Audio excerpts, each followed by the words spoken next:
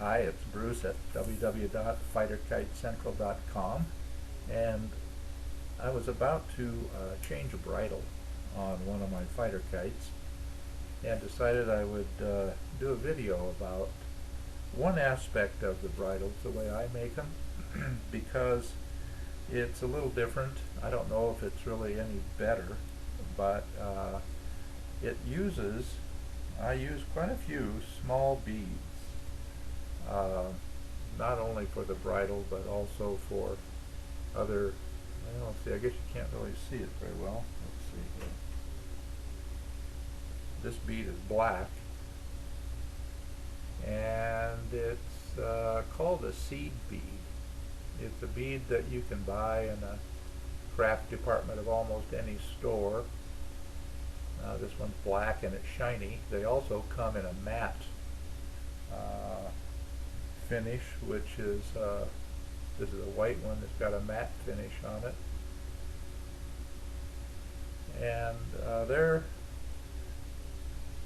not the smallest beads that are used for bead making, but I think maybe the next size larger. I think there's two popular sizes, and this is the larger of the two. You can use either one. It really depends on the size of the line that you're using that will go through that bead. But so that's the kind of bead. It's just a glass bead. They're very inexpensive. Now I have started to remake or make the yoke of the 3-point bridle on this particular kite. Now I tied one side here, and normally I would pull this line so it did not extend beyond the nose of the kite before I tied it. But when I use a bead to, instead of using a loop and a lark's head knot on the lower bridle to attach the lower bridle to the upper yoke. Instead, I use a bead, and I'll show you how I do it. But I make the yoke just a little bit longer than I normally would, so that it actually extends just a little bit beyond the tip of the nose. And then I tie it. I'm using a little heavier line for this. I usually use about 12-pound braided dacron. This is 20-pound, and so it's a little bit heavier than normal, but I wanted it to be more visible. So I tie it and usually put a drop of CA glue on it when I'm done to hold it. And then I take a bead,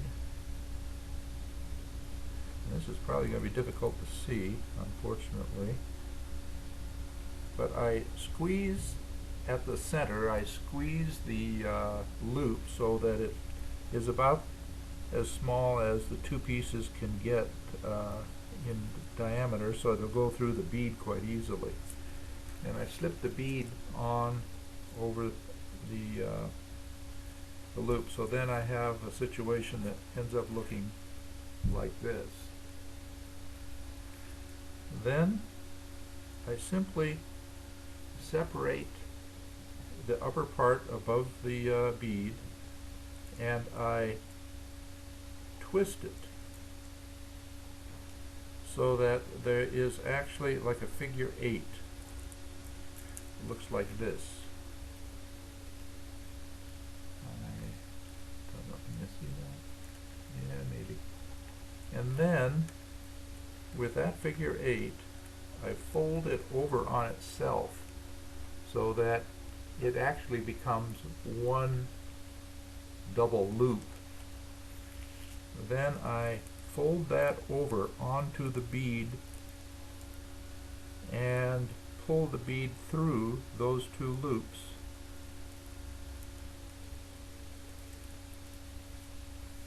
And as I do that, the two loops encircle around the bead and form what looks like a lark's head knot with an extra loop in it, which is about what it is. Now, the reason I use this is because for me it's easier to adjust a very, very minor adjustment to the kite using this than a lark's head knot. Lark's head knot works fine, but then when I use this bead, I then just attach the lower bridle to the other side of the bead, thread this through here, and just tie it. No lark's head knot there, I just tie it, and I guess I'll use a slip knot there, and then tie the lower bridle point.